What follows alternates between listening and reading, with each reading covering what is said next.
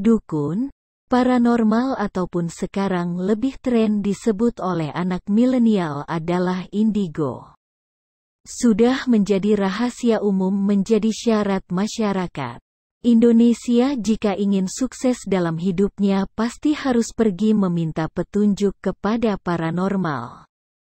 Berikut ini paranormal yang sudah terbukti paling sakti dan hebat, beberapa jauh dari publikasi, bahkan tidak membuat iklan di media, namun banyak pasien yang datang minta tolong pada mereka. Dari mulut ke mulut inilah menyebabkan mereka terkenal, karena banyak yang hidupnya tertolong karena jasa paranormal ini semua. Berikut 10 paranormal terbaik di Indonesia. Pria Tionghoa yang dilahirkan dengan nama De Eng Chaai alias Yanto pada tanggal 17 Agustus tahun 1960 di Kampung Kedai Durian, Desa Deli Tua, Medan, Sumatera Utara. Suhu yang gemar memakai pakaian serba hitam, topi bareta hitam, dan membiarkan rambutnya yang hitam dan lurus tumbuh sepanjang punggung. Suhu Acai terkenal dengan ilmu sihir darah dari lidahnya, bahkan jika pejabat yang bertemu dengan dia akan menuruti kemauan dia. Oleh karena itu dia berhasil meminta hal yang paling mustahil waktu dulu, yaitu keberhasilannya menjadikan Imlek sebagai hari libur nasional, membuat jutaan warga Tionghoa mengidolakan Prof. Dr. Suhu Acai sebagai dukun Tionghoa berpengaruh di negeri ini. 2. Saung Rahsa Kisawung. Aktif melaksanakan penelitian dan pelayanan jasa supranatural dari tahun 1990. Lebih sering dipanggil dengan nama Kisawung, beliau lebih dikenal oleh paranormal dibandingkan oleh orang awam. Jika Anda bertanya kepada semua paranormal yang sakti, mereka pasti mengenal Kisawung. Beliau adalah sesepuh di Forum Komunikasi Paranormal dan Penyembuhan Alternatif Indonesia FKPPAI serta Forum Supranatural Kaskus. Banyak ilmu gaib yang dikuasai oleh Kisawung, terutama Al-Hikmah, Mahabbah, dan berbagai spiritual Islam lain. 3. Ki Joko Bodo. Ki Joko Bodo bernama asli Agus Yulianto. Pertama kali ketika merantau hidupnya sangat susah. Namun dia mendapatkan wangsit, yaitu mengumpulkan tanah dari semua makam dan petilasan Joko Bodo. Tanah tersebut dikumpulkan lalu ditaburkan di rumah Agus Yulianto. Anehnya setelah itu banyak pasien yang datang berkonsultasi kepada dia, bahkan dari kalangan artis dan pejabat. Semenjak itu pun dia dipaksa oleh gaib Joko Bodo untuk merubah namanya dari Agus Yulianto menjadi Ki Joko Bodo. Ilmu lain gaib lain yang dia praktekkan adalah ilmu dari Nyi Blorong, di mana dia harus melakukan hubungan dengan lawan jenis lalu mengambil rezekinya. Namun hal ini semua dilakukan dia dahulu sebelum taubat. Sekarang dia mengaku taubat sehingga memotong rambutnya yang panjang dan merubah. 3. Ki Joko Bodo. 4. Roy Kiyoshi. Roy Kiyoshi tanggal 24 Februari tahun 1987. Roy merupakan seorang paranormal yang sedang naik daun berkat penampilannya di acara Karma dan Karma The Series yang tayang di ANTV. Kini Roy Kiyoshi mengisi program baru di ANTV, Menembus Mata Batin, dan akan ada juga serialnya Menembus Mata Batin The Series. Kesaktian Roy adalah meramal dan melepaskan benda gaib yang dipakai oleh orang lain lewat pertolongan dari Dewi Kuan Im. 5. Ustadz Aziz Hidayatullah, pemburu hantu. Senior dan pionir tim pemburu hantu yang satu ini adalah mantan Ketua Umum FKPPAI masa bakti tahun-tahun 2010 sampai tahun 2016 dan saat ini masih diberikan amanah sebagai Ketua Presidium FKPPAI masa bakti tahun-tahun 2016 sampai tahun 2021. Ustadz Aziz terkenal lewat acara pemburu hantu di LaTV sebelum akhirnya acara tersebut dilarang. Dalam acara tersebut Ustadz Aziz butuh beberapa temannya dalam mengusir hantu di rumah atau tempat yang angker.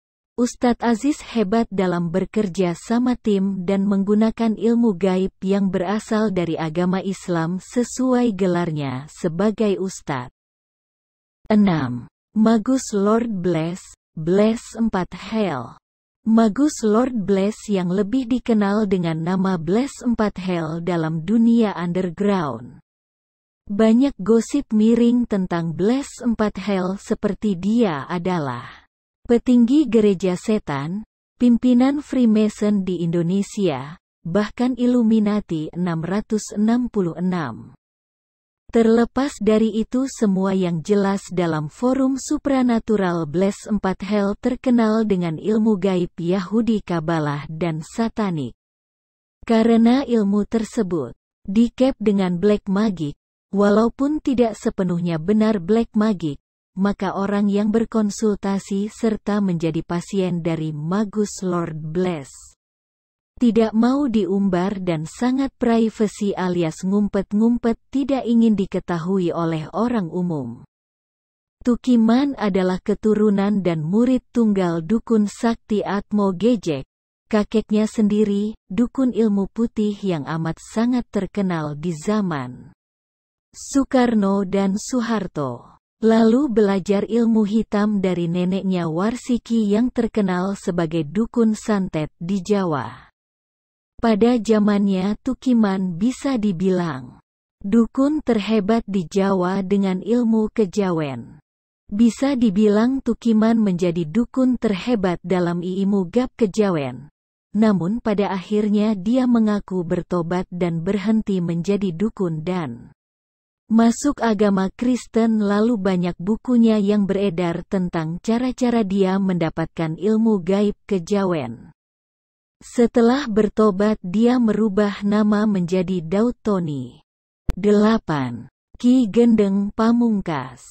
Bernama asli Isman Marsadi, pada tahun 2006 ia pernah menyantet Presiden Amerika Serikat kala itu, George W. Bush yang melakukan kunjungan ke Indonesia. Ki Gendeng dikenal mendalami ilmu hitam pada 59 guru di 16 provinsi di Indonesia. Kegilaannya pada ilmu hitam sempat membawanya sampai ke Afrika untuk belajar Voodoo. Sejak 1978 karirnya meningkat pesat dan ia menjadi orang terkenal yang disegani banyak orang. Dengan ilmunya yang tergolong tinggi, banyak orang datang kepadanya untuk melakukan order membunuh atau mencelakakan orang. Dan untuk itu ia menerima bayaran yang tinggi pula sehingga tak heran kekayaannya semakin melimpah. Ki Gendeng tadinya dikenal dekat dengan Presiden Jokowi dan petinggi polisi. Ia pernah diundang dalam acara di istana sewaktu Jokowi jadi presiden. Namun terakhir kali dia mengaku bertobat lalu masuk agama Kristen, akan tetapi pada akhirnya menjadi tahanan politik karena menghina etnis Cina. 9. Suhu Yo. Suhu Yo adalah seorang suhu Feng Shui, ahli dalam ramalan Sio dan juga hitungan Feng Shui. Semua warga keturunan Cina yang percaya Feng Shui pasti pernah berkonsultasi ramalan atau Feng Shui kepada Suhu Yo. Suhu Yo sempat terkenal karena meramal pada di acara TV. Setiap menjelang Imlek pasti banyak stasiun TV dan media mengulas ramalan dari Suhu Yo berdasarkan tahun Cina. Pada akhirnya Suhu Yo mengaku sudah bertobat dan masuk Kristen dengan menikahi istri baru yang lebih muda. Walaupun mengaku sudah bertobat, Suhuyo masih melakukan prediksi, sudah bukan ramalan, berdasarkan tahun baru Imlek Cina. 10. Eyang Subur. Eyang Subur, lahir di Jombang, tanggal 12 Desember tahun 1946, adalah seorang pengusaha, kolektor kristal, sekaligus penasihat spiritual yang kemudian terkenal akibat pernyataan Adi Bing Slamet dan pelaporan ke MUI atas tindakan perdukunan dan penyebaran ajaran sesat. Namun hal ini dibantah oleh Eyang Subur dan pengacaranya. Ia anak pertama dari pasangan suami istri petani, Matari dan Rubiah, serta mempunyai 2 adik Sutik dan Sutika. Eyang Subur diketahui menikah 25 kali, dan hingga 2013, 8 diantaranya masih bertahan. Setelah dilaporkan ke MUI dan dianggap menyimpang dari ajaran agama, Eyang Subur menerima tamu dari berbagai kalangan yang kemudian meminta nasihat terkait masalah hidup dan rezeki. Bahkan artis Adi Bing Slamet sering minta tolong kepada Eyang Subur. Inilah dukun si tukang kawin. Kalau orang lain tukang kebun, tukang kayu, ini malah milih jalannya tukang kawin. Bayangkan 25 kali kawin, bongkar gudang.